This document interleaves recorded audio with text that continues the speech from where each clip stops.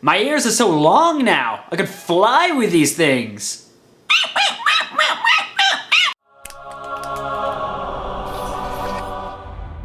I've developed a great addiction to reading books. I'm just kidding. I don't want to get my eyes dirty. And getting my eyes dirty is a real risk whenever I read. Partially because the way I read is just, I open up my eyes and just rub my eyeballs all over the page. And also because the books I read are actually just piles of dirt. But I am addicted to reading book summaries. Why go through all the hard work of actually reading a book?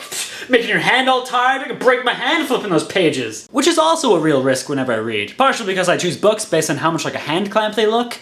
So most of my books I just get from the hardware store. Like the last one I got just had 3 words written on, just made in China. Made in China. It's so simple yet so beautiful. Like a swan wearing shoes dancing on a frozen lake. Whenever I read Clamps, I learn so much about myself. Have you ever read Clamp by Clamp? It's a good book. It's also just a clamp.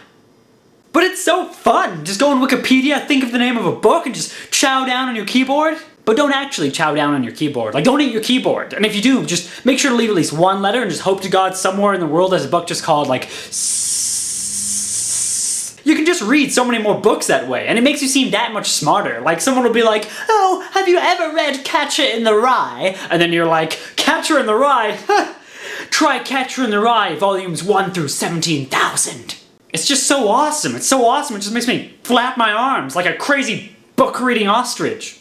I'm the smartest ostrich around! But it's not like I'm the only one. How many times have you read a book summary instead of actually reading a book? Admit it, you probably did it yesterday for class. Instead of reading your book for homework, you probably just read the book summary. I know, I was there. I'm in your class. I'm your teacher.